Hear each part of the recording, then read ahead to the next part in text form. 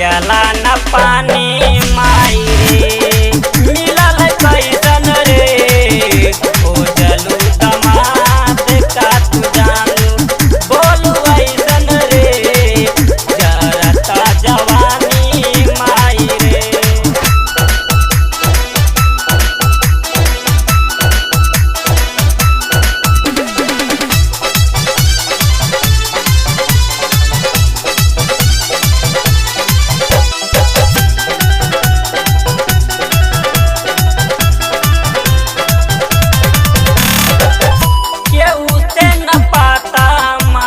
कैलू करे कटर शादी कई दिहलू देखी दुआरिया कटे कटर दुआरिया कटे कटर केहू से न पाता माता कैलू करे कटर शादी कई दिहलू देखी दुआरिया कटे कटर